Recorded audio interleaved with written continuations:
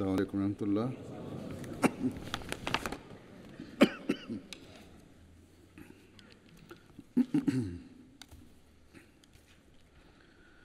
أشهد أن لا إله إلا الله وحده لا شريك له وأشهد أن محمدا عبده ورسوله أما بعد فأعوذ بالله من الشيطان الرجيم بسم الله الرحمن الرحيم الحمد لله رب العالمين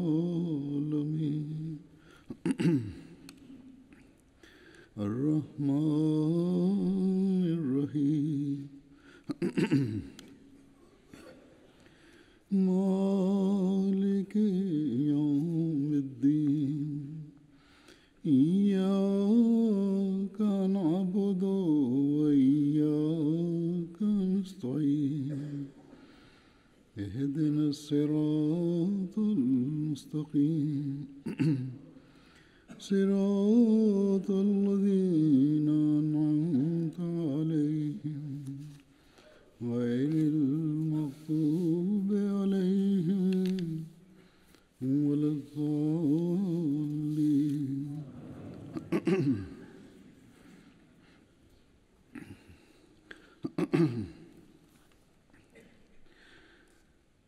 हज़रत मसीह मऊद अलैहिस्सलाम के दावा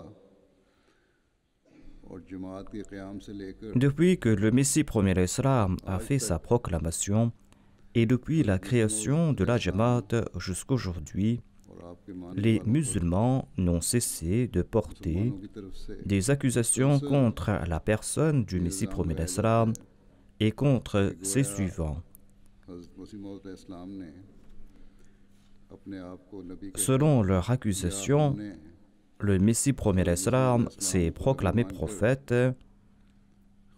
ou que nous, les Ahmadis, nous l'avons accepté comme prophète et par ce faire, nous avons nié le statut de ceux des prophètes au saint prophète Mohammed paix soit lui.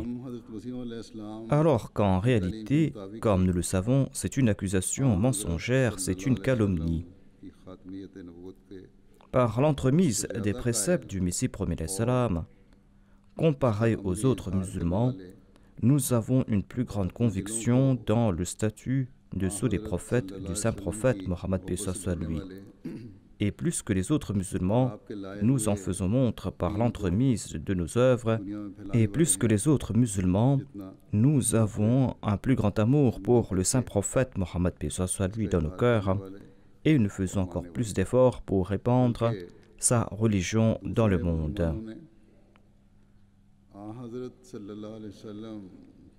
Voir les autres musulmans n'ont pas un centième de la compréhension que nous avons du statut véritable du saint prophète Mohammed paix soit lui. Une compréhension que nous avons eue par l'entremise des préceptes du Messie premier l'Islam par la grâce de Dieu. En tout cas, de tout temps, les autres musulmans se sont opposés aux Ahmadis en se basant sur la question du statut du sceau des prophètes du saint prophète Mohammed paix soit lui. Et de temps en temps, cette question prend de l'ampleur, où les prétendus ulémas et des organisations musulmanes tentent de soulever les musulmans à cet égard. Ils essayent donc de soulever les autres musulmans contre les Ahmadis. Et suite au martyre d'un Ahmadi à Glasgow, nos adversaires, pour se tirer d'affaire, ont essayé de mettre de l'avant la question des sentiments religieux des musulmans. Cependant, suite à la réaction positive de l'État et suite au grand intérêt de la presse, en apparence, ces adversaires de la communauté ont fait preuve de leur regret. Et parmi eux se trouvait la plus grande organisation islamique du Royaume-Uni parmi d'autres organisations. Cependant, ils n'ont cessé d'insister que les Ahmadis ne sont pas des musulmans. Et ils en font de grandes campagnes dans leurs mosquées. Et à présent, ils ont empoisonné à tel point les cœurs des musulmans à cet égard que même les enfants musulmans qui peut-être ne se souviennent pas des paroles de la kalima, qui ne savent même pas c'est quoi la Khatmun Nabuwa, eh bien ces enfants disent à des enfants Ahmadis à l'école que vous n'êtes pas des musulmans. Certains garçons et filles m'ont écrit à ce sujet récemment et ils m'ont informé qu'ils sont ainsi traités à l'école. Je leur dis qu'ils doivent apprendre davantage c'est quoi l'islam et ils doivent aussi informer leurs amis. Ils doivent dire à leurs amis que nous sommes musulmans et que nous mettons en pratique les enseignements de l'islam.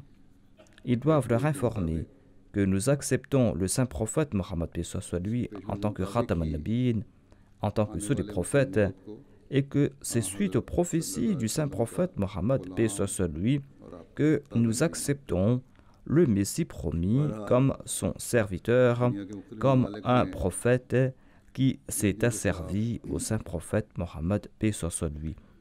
En tout cas, ces campagnes ont lieu de temps en temps contre les Ahmadis de par le monde. Et en raison des facilités que nous offrent les médias et les facilités que nous offrent les nouveaux moyens de transport, eh bien, ces adversaires et ces campagnes hostiles sont présents partout dans le monde. C'est pour cette raison qu'aucun pays dans le monde n'est à l'abri des troubles que peuvent fomenter les prétendus musulmans.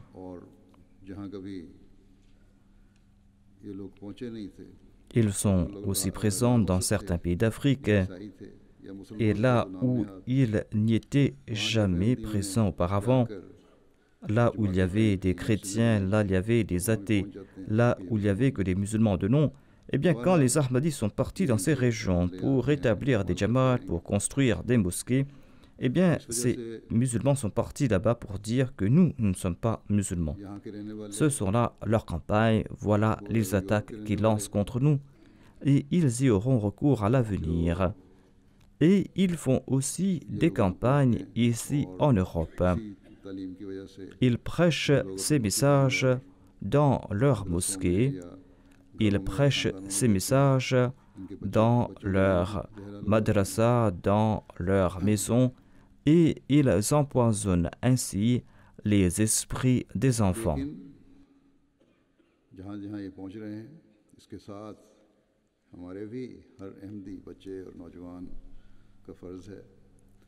Là où ils sont présents, il incombe aussi à nos enfants Ahmadis, à nos jeunes Ahmadis, de connaître les véritables enseignements de l'islam.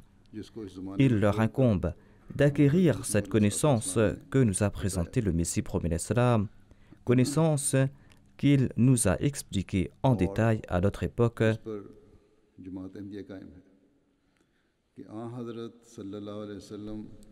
Ce sont des croyances qui sont présentes au sein de la Jamaat Ahmadiyya, à savoir que le saint prophète Mohammed paix soit lui est le dernier prophète de loi envoyé par Dieu et que sa naboua eu égard à la charia est arrivée à sa fin par l'entremise du saint prophète Mohammed paix soit lui. À savoir, il ne peut y avoir de nouvelle charia, de même le Saint-Coran est le dernier livre de loi révélé par Dieu. De même, le Messie promis à l'Islam s'est asservi au saint prophète Mohammed paix soit lui et il est venu afin de perpétuer la charia du saint prophète Mohammed paix soit lui.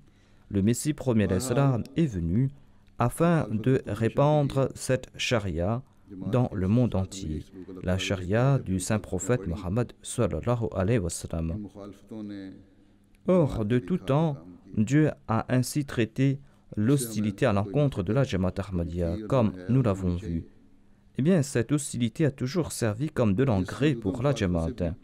Jamais nous nous en sommes souciés ou nous nous en soucierons à l'avenir ou nous allons nous en soucier aujourd'hui. Grâce à cette hostilité, la Jamaat a eu une grande couverture médiatique, une couverture que nous n'aurions peut-être pas eue en si peu de temps dans le passé. Cela a attiré beaucoup d'attention ici dans ce pays. Et de plus, il y a certains jeunes Ahmadis qui n'étaient pas très intéressés par la chose religieuse, par la religion. Eh bien, ces jeunes n'étaient pas très présents dans les programmes de la Jamaat. Ils n'étaient présents que pour l'Aïd, où ils se tenaient éloignés de la Jamaat. Cependant, grâce aux médias, ils ont compris que nous, les Ahmadis, nous acceptons le Messie premier alayhi salam en tant que prophète, un prophète qui s'est subordonné au saint prophète Mohammed sallallahu alayhi wa sallam. Et ils ont compris comment le Messie premier alayhi salam s'est acquitté de son devoir de serviteur du saint prophète et comment il a établi le statut de sceau des prophètes du saint prophète Mohammed paix soit lui. Et ils ont compris aussi les directives que le Messie premier alayhi salam nous a données à ce sujet.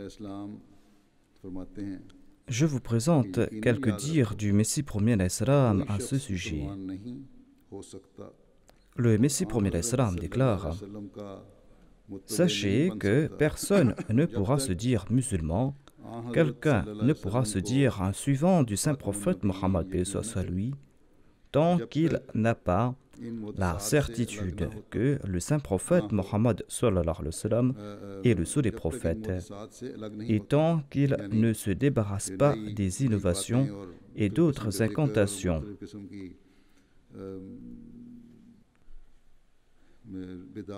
Il y a des innovations, il y a de nouvelles formes d'incantations, de dhikr et d'autres pratiques qui ont pris naissance dans la religion que ces personnes ont mis en place. Eh bien, tant qu'on ne se débarrasse pas de ces innovations qui n'ont pas été inventées par le Messie premier alayhi salam, mais par ses ulémas et ses prétendus maîtres spirituels, tant que l'on ne s'éloigne pas de ces innovations et tant que l'on n'accepte pas par ses propos et par ses gestes que le saint prophète Mohammed Mustafa sallallahu alayhi wa sallam est le sceau des prophètes, eh bien l'on n'aura rien acquis. Ainsi, on ne doit pas se contenter de vaines paroles. Il faut que par la pratique, l'on prouve que le saint prophète Mohammed sallallahu alayhi wa sallam est le sceau des prophètes. Et si on ne le fait pas, eh bien l'on n'aura rien acquis, déclare le Messie premier alayhi salam. Le Messie premier alayhi salam ensuite cité quelques vers de Saadi qui a déclaré que certes, évertuez-vous à acquérir la vertu, la taqwa, la vérité et la pureté. Cependant, ne vous écartez pas de la voie du saint prophète Mohammed Mustafa sallallahu alayhi wa sallam. Le Messie premier alayhi salam ajoute: l'objectif pour lequel Dieu emplit mon cœur de passion est d'établir la nabouwa du saint prophète Mohammed Mustafa sallallahu alayhi wa sallam. Cette nabouwa que Dieu a établie pour toujours. Notre but est de détruire toute nabouwa mensongère présentée par ces gens-là à travers leurs innovations. En donnant naissance à ces innovations, eh bien, ces personnes se sont écartées de la nabouwa du saint prophète Mohammed paix soit lui. En fait, c'est une manière de briser le sceau de la nabouwa du saint prophète. Le Messie premier alayhi salam déclare: voyez un peu ces successeurs de ces maîtres spirituels. Est-ce eux ou est-ce nous qui croyons dans la Khatmun Nabouwa du saint prophète Mohammed paix soit lui? Ce sera là un crime que d'affirmer que Dieu voulait que l'on se contente de déclarer que le saint prophète est le sceau des prophètes, pour ensuite s'adonner à ces innovations de son choix, pour s'inventer par la suite une nouvelle charia. D'aucuns parmi les musulmans ont inventé des pratiques à l'instar de la salat Baghdadi, la salat Marcous. Trouve-t-on mention de ces pratiques dans le Saint-Coran et dans la pratique du Saint-Prophète Mohammed lui? Trouve-t-on mention dans le Saint-Coran d'incantations à l'instar de celle-ci? Ya Cheikh Abdul Qadir Jilani Shayan Lillah. Cheikh Abdul Qadir Jilani n'existait même pas à l'époque du Saint-Prophète Mohammed Mustafa sallallahu alayhi wa sallam. Qui a donc enseigné pareille incantation? Ayez honte à propos de pareille pratique.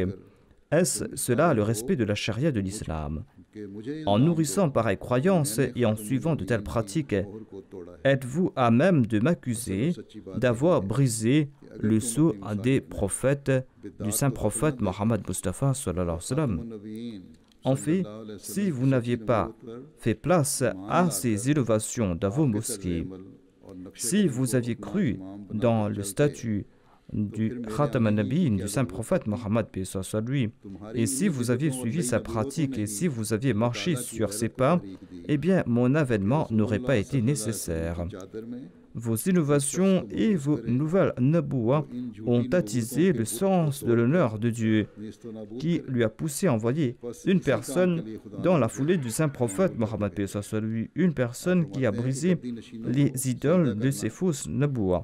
Ainsi, Dieu m'a envoyé pour accomplir cette œuvre. Le Messie premier l'Islam déclare: se prosterner devant les successeurs des maîtres spirituels ou tourner autour de leur Dieu sont des pratiques tout à fait ordinaires. Allah a établi cette Jamaat afin d'établir de nouveau la Naboua ainsi que l'honneur du Saint-Prophète Mohammed Mustafa sallallahu alayhi wa sallam. Si quelqu'un dit aimer une personne pour ensuite aimer des milliers d'autres personnes, quelle sera la distinction de l'amour qu'il éprouve pour cette dernière personne et les autres?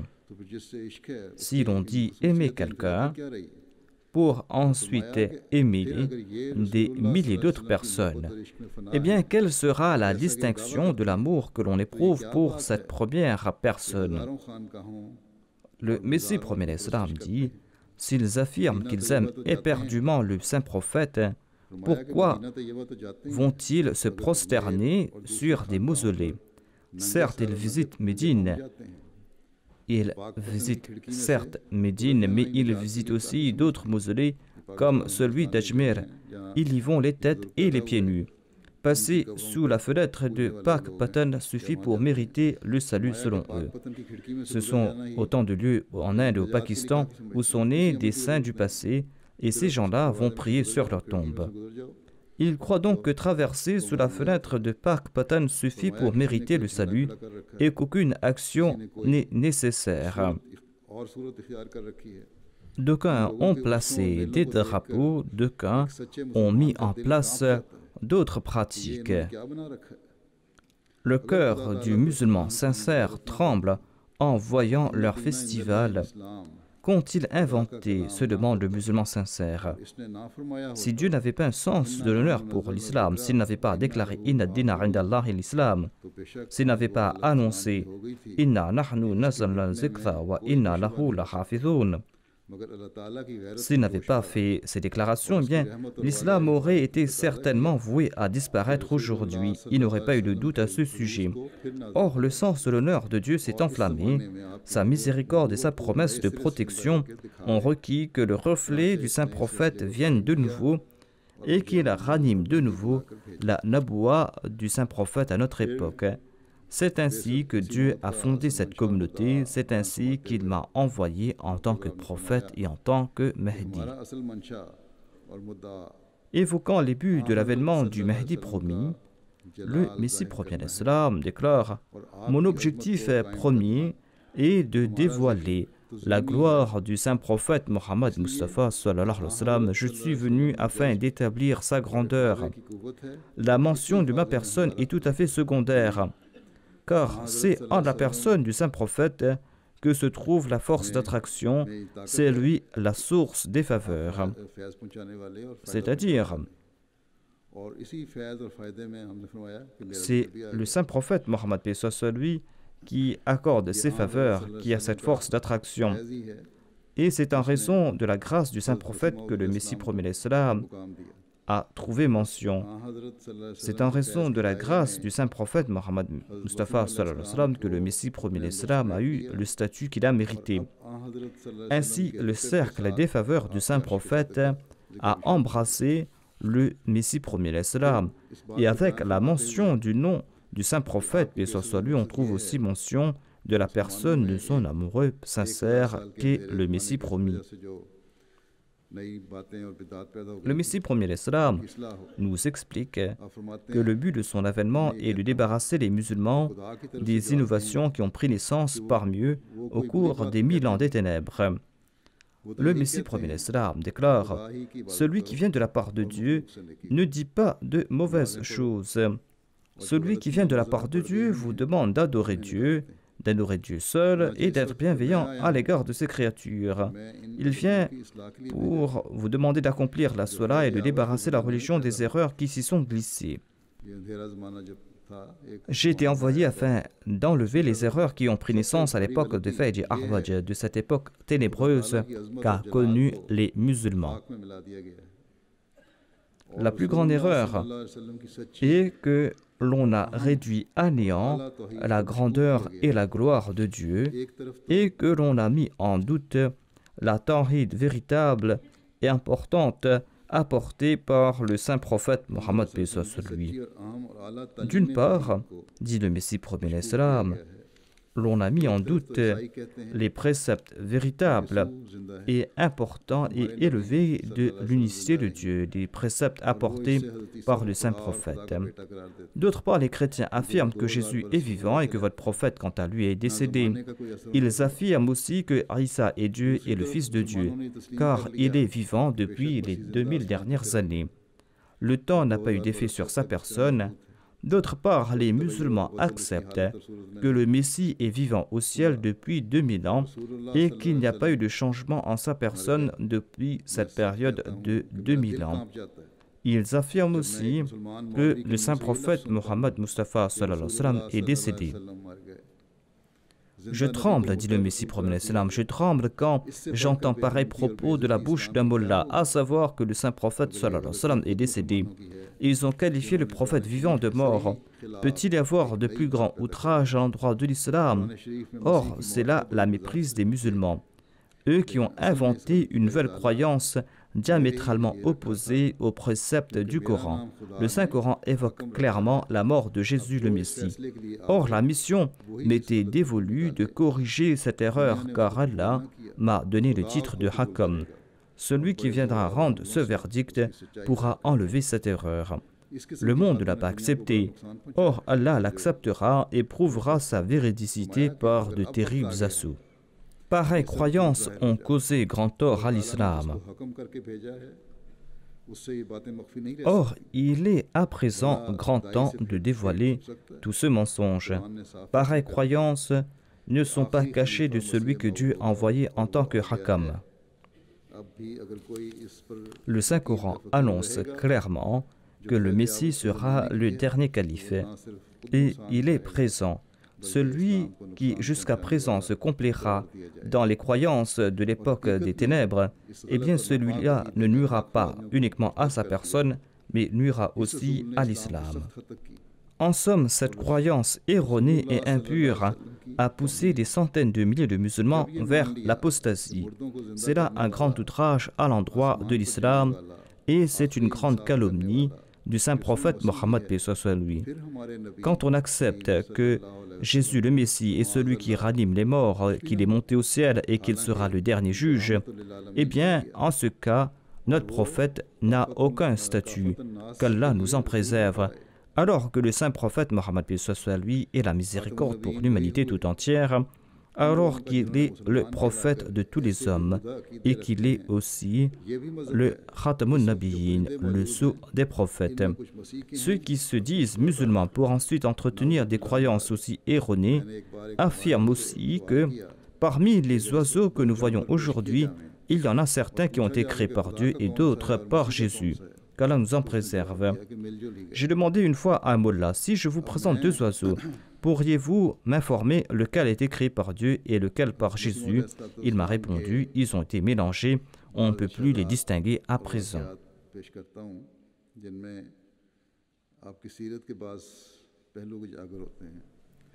Je vous présente maintenant certains dires du Messie premier salam, ainsi que des événements au cours de sa vie qui mettent en exergue certains aspects de sa vie. Des dires et des événements qui prouvent que le Messie premier salam ne se contentait pas d'établir le statut du saint prophète de manière académique, mais qu'il en était l'exemple pratique, des enseignements de l'islam. On voit cela grâce à ses enseignements et grâce à sa pratique. Il avait un étudiant du nom d'Abdul Haq. Il était auparavant musulman et il s'était converti au christianisme.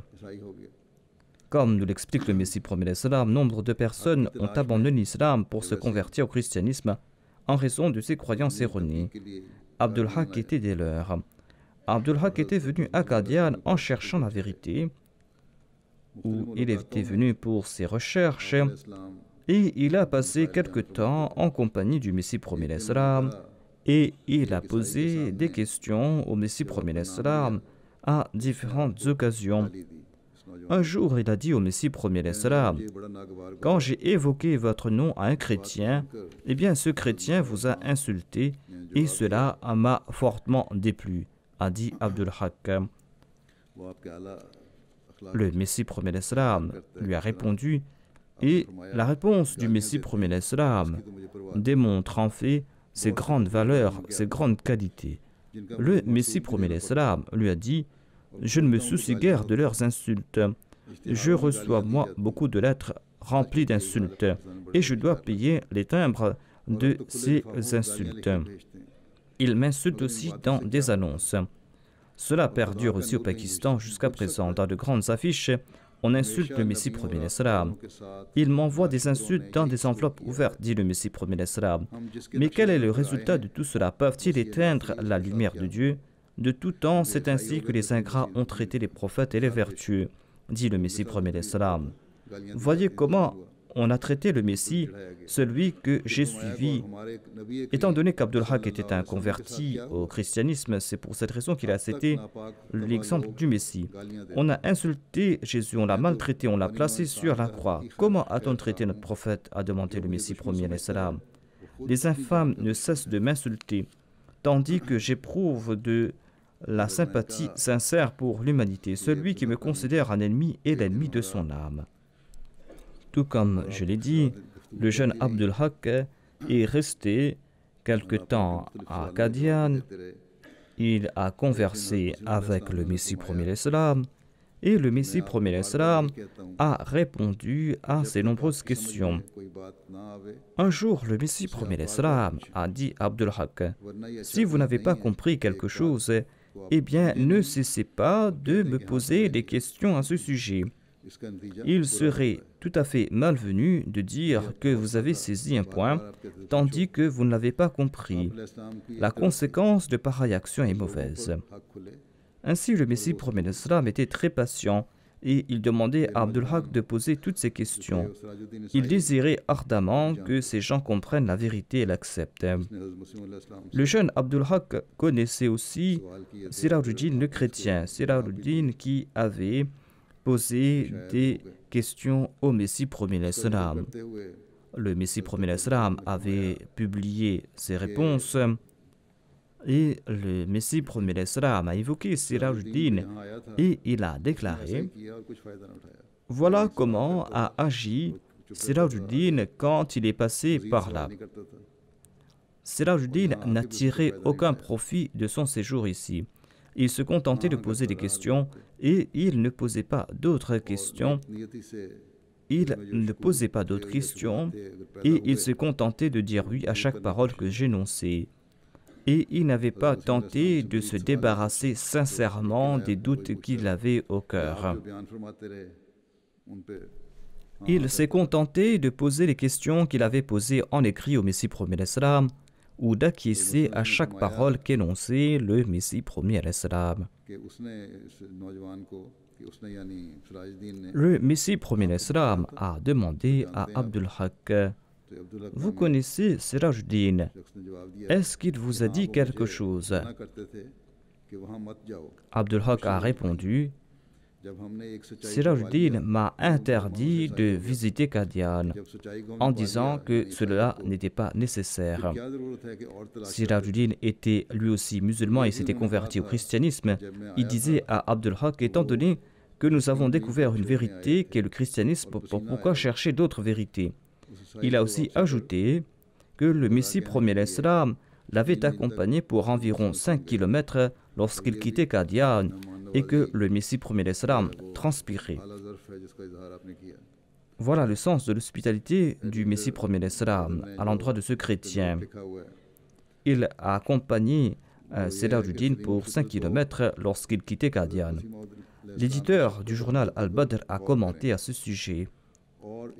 Il déclare que ceux de nature noble réfléchissent sur la sympathie du Messie premier l'Islam. Voyez la passion qu'il avait pour sauver cette âme. Voyez la passion qu'il avait pour sauver cette âme. N'avait-il pas parcouru ces 5 km en raison de sa sympathie pour Sirajuddin? Il avait accompagné ce chrétien pour 5 km afin de le sauver. Que voulait-il d'autre à propos de Sirajuddin? S'il était de nature noble, il aurait compris la vérité grâce à cette sympathie dont a fait preuve le Messie premier l'Islam. Qu'Allah bénisse le Messie premier l'Islam qui a fait preuve d'une telle passion. Il disait que le Messie premier l'Islam transpirait, voulant ainsi faire croire que le Messie premier l'Islam n'avait pas de réponse. Si seulement il avait posé ces questions, a dit le Messie premier l'Islam.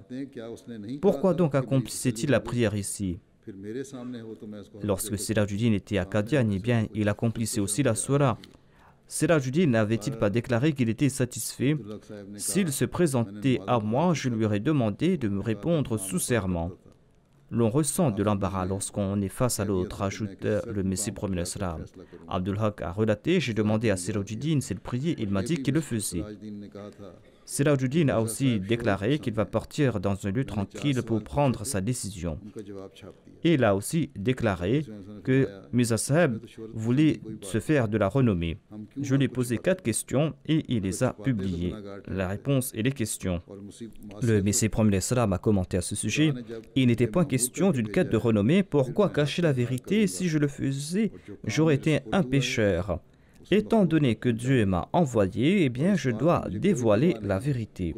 Je vais transmettre à l'humanité le message qu'on m'a confié.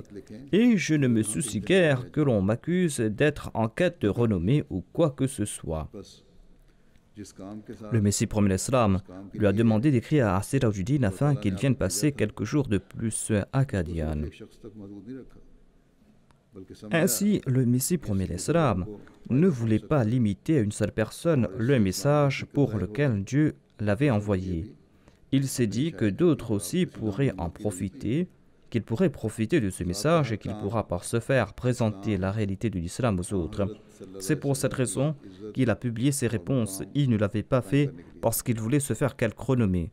Ainsi, toute œuvre qu'accomplissait le Messie premier l'Islam était pour asseoir l'honneur et le statut de l'islam et du saint prophète Mohammed sallallahu alayhi wa sallam. En tout cas, lors de ces marches, le Messie premier l'Islam a dit beaucoup de choses à Abdul Haq. Un jour, alors qu'il parlait à propos de Sirajuddin avec Abdul Haq, eh bien, le Messie premier l'Islam est arrivé tout près de sa maison. Et le Messie premier l'Islam s'est adressé à Abdul Haq et il lui a dit: vous êtes notre invité et vous serez à l'aise si vous ne faites pas de formalités. N'hésitez pas à me demander ce dont vous avez besoin. Et en s'adressant aux membres de la Jamaat, le Messie premier l'Islam a déclaré: Abdul Haq est notre invité, il est votre invité, chacun d'entre vous doit le traiter avec courtoisie et faire en sorte qu'il ne souffre en aucune manière. Et le Messie premier l'Islam est rentré chez lui. en prononçant ces paroles. एक तो सही तरह Ainsi, le Messie promet l'Islam était très attentif quant à l'hospitalité due envers chaque invité. Si quelqu'un était venu en quête de la vérité, il désirait qu'il reçoive le message véritable et il désirait aussi que l'invité soit confortable. भी हज़रत अक़दस मसीह अलैहिस्सलाम ने Il est un autre épisode qui concerne la visite rendue par le Messie promet l'Islam à un malade. नहीं की Et le Messie promet l'Islam n'a pas déclaré, à l'instar des prétendus maîtres spirituels d'aujourd'hui qui affirment, pour se donner de l'importance, que leurs prières sont exaucées. Eh bien, dans ce récit, le Messie promet l'Islam explique l'unicité de Dieu, la philosophie de l'exaucement des prières et le fait de conformer sa condition au plaisir de Dieu. Il y avait un certain Qurayshi qui était tombé malade et qui est venu à Qadian pour se faire traiter par le premier calife. आपने फरमाया हम दुआ करेंगे À maintes reprises, Qurayshi a demandé au Messie promet l'Islam de prier pour lui.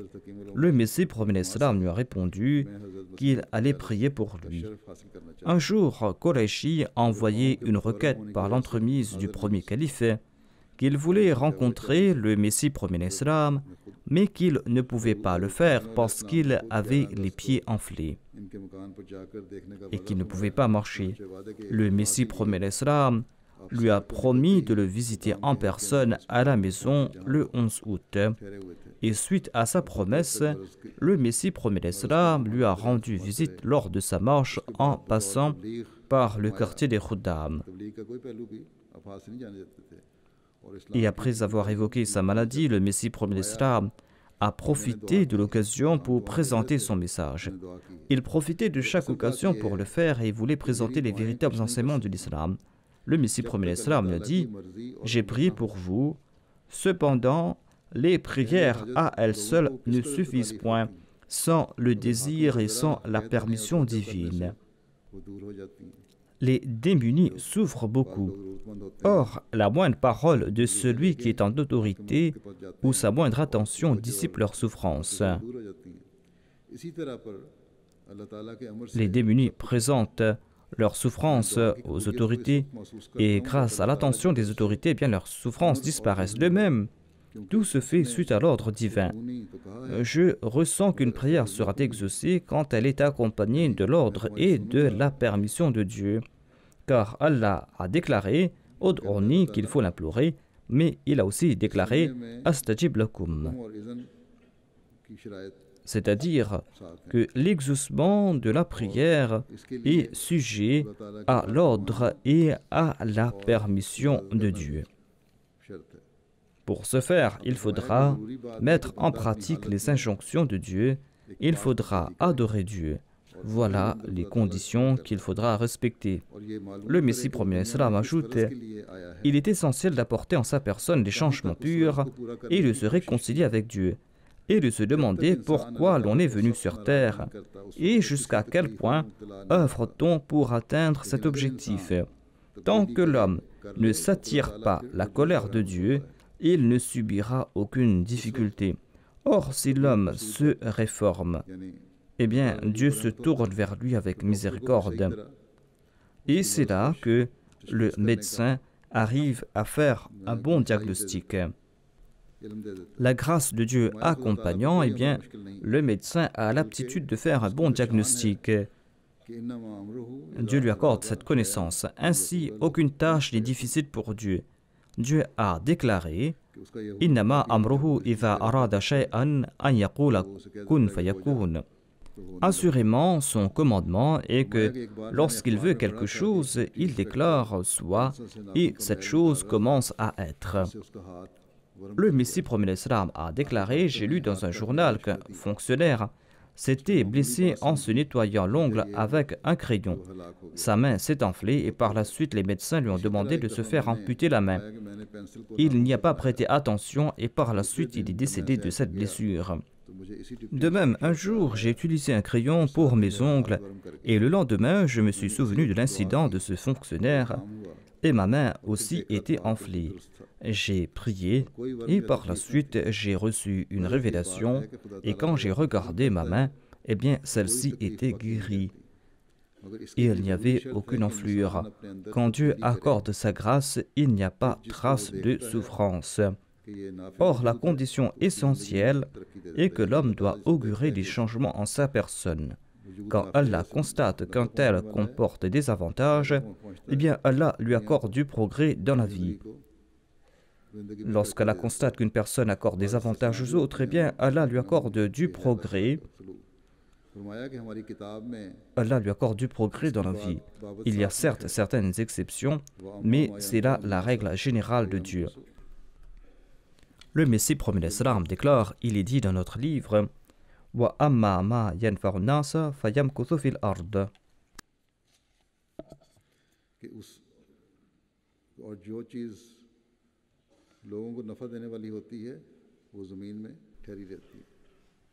À savoir que tout ce qu'accorde quelque avantage aux hommes reste sur la terre.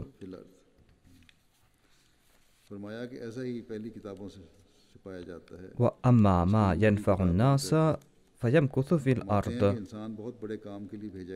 C'est ce qu'on trouve mention dans les écritures précédentes. À titre d'exemple, on en trouve mention dans le livre d'Ézéchiel.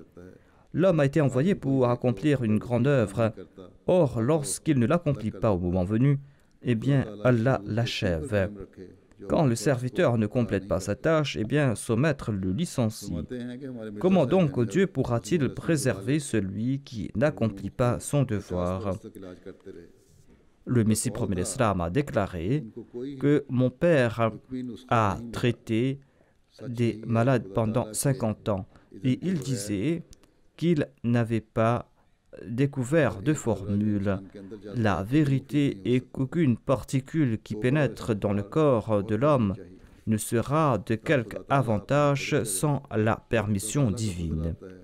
Il faudra constamment implorer le pardon de Dieu, s'adonner à l'istighfar et la torba, afin qu'Allah accorde sa grâce. Quand Dieu accorde sa grâce, eh bien la prière est exaucée. Allah affirme qu'il exaucera les prières. Et il dit aussi qu'il faudra accepter son décret. Ainsi, tant que je ne sens pas la présence de la permission divine, j'ai peu d'espoir en l'exaucement de la prière. L'homme est très faible, c'est pour cette raison qu'il faudra se tourner vers la grâce divine.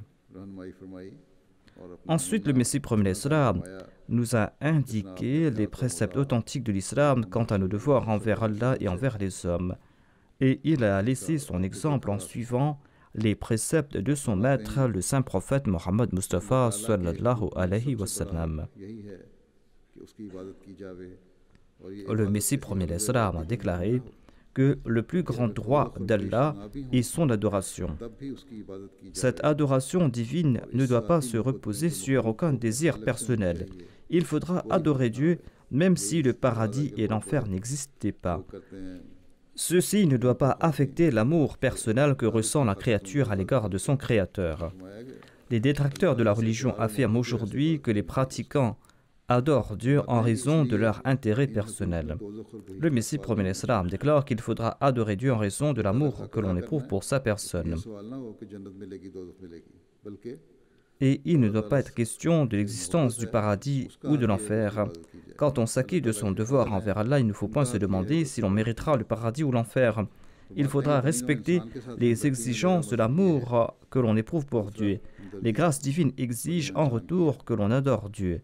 Le deuxième aspect est la sympathie pour l'humanité. Pour ce qui est de la sympathie que l'on doit éprouver pour l'humanité, dit le Messie promet l'Islam, ma religion me dicte que tant que l'on ne prie pas pour son ennemi, eh bien le cœur ne sera point pur. La déclaration Ud'uni astajib lakum n'est pas restreinte, à savoir que vos prières en faveur de vos ennemis ne seront pas exaucées. Selon ma religion, prier pour son ennemi est la sunna du saint prophète, paix soit lui. C'est ainsi que le calife Omar a embrassé l'islam. Le saint prophète Mohammed, paix soit lui, a beaucoup prié pour Omar.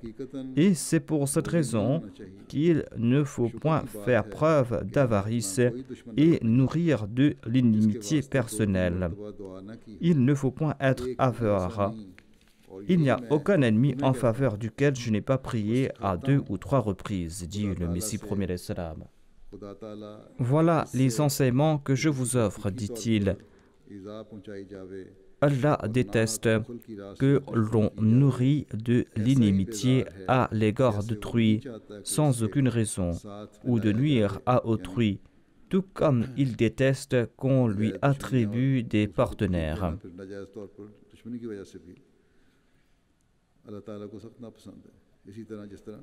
Allah déteste que l'on nourrit de l'inimitié à l'égard d'autrui sans aucune raison. Ce sont des actes qu'il déteste, et il déteste aussi qu'on lui attribue des partenaires. Allah ne désire pas qu'il y ait de la séparation dans une sphère des relations, et il ne désire pas non plus qu'il y ait de l'association.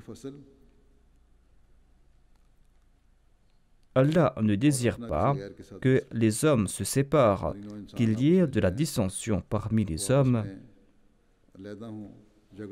et il ne désire pas non plus qu'on associe d'autres personnes à sa personne, qu'on lui trouve des égaux, qu'on lui associe des partenaires. Il souhaite que les hommes vivent ensemble, qu'ils ne se séparent pas, qu'il n'y ait pas de la dissension parmi les hommes. Voilà ce que désire Dieu. Mais d'autre part, il ne désire pas qu'on associe d'autres personnes à sa personne, qu'on lui trouve des égaux, qu'on lui associe des partenaires. Il souhaite que les hommes vivent tous ensemble, il souhaite qu'il y ait de l'entente parmi les hommes, il souhaite qu'il règne de l'amour, de l'affection parmi les hommes, et qu'ils se considèrent égaux. Et il désire pour sa personne qu'il soit considéré unique, qu'on ne lui associe aucun partenaire. C'est par ce moyen que l'on arrivera à prier pour ces négateurs, dit le Messie promet l'Islam. C'est ainsi que l'on arrive à se purifier le cœur et à faire preuve d'une grande patience. Tant que les membres de notre Jamaat n'agissent pas de la sorte, ils ne pourront pas se distinguer des autres. Celui qui se lie d'amitié avec un autre dans la voie de la foi doit traiter avec compassion et affection ses proches qui lui sont inférieurs en statut. Il doit les aimer, car Allah pardonne les bons et les méchants ensemble.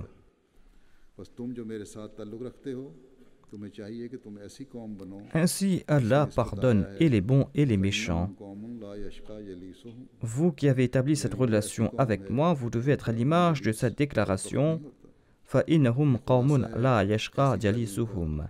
C'est-à-dire, tous ceux qui partagent leur compagnie ne sont pas perdants. Voilà en résumé ce qui découle du précepte Takhalaqu bi akhlaqillah.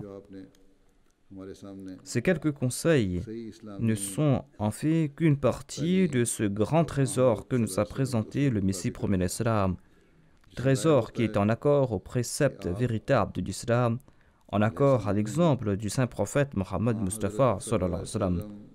Cela prouve que le Messie promet l'Islam s'est appliqué à suivre les préceptes du saint prophète Mohammed lui, qu'il s'est évertué à suivre les préceptes du Saint-Coran et qu'il s'est acquitté de toutes les exigences de ce devoir. Il ne s'est pas contenté de proclamer son attachement à la Khatm al-Nubuwwa. Chacune de ses paroles, chacune de ses actions était calquée sur celle de son maître. Son plus grand désir était d'établir cette charia. Il désirait que le monde sache que ce bel enseignement accordé par le saint prophète Mohammed sallallahu alayhi wa sallam est la seule voie du salut. Et il a conseillé à ses disciples de les mettre en pratique. Qu'Allah fasse que nous puissions nous acquitter des devoirs qui nous incombent en tant que membres de la Jamaat du Messie premier l'Islam et que nous soyons des exemples pratiques des préceptes du Saint-Coran et de la Sunna du Saint-Prophète Mohammed celui et que Dieu fasse que nous puissions comprendre le statut véritable du Saint-Prophète lui, que nous puissions présenter l'image véritable de l'Islam au monde. الحمد لله نحمده ونستعينه ونستغفره ونؤمن به ونتوكل عليه ونعوذ بالله من شرور أنفسنا ومن سيئات أعمالنا من يهده الله فلا مضل له ومن يضلله فلا هادي له ونشهد أن لا إله إلا الله ونشهد أن محمدا عبده ورسوله عباد الله رحمكم الله إن الله يأمر بالعدل والإحسان وإيتاء ذي القربى وينهى عن الفحشاء والمنكر والبغي يعظكم لعلكم تذكرون اذكروا الله يذكركم وادعوه يستجب لكم ولذكر الله أكبر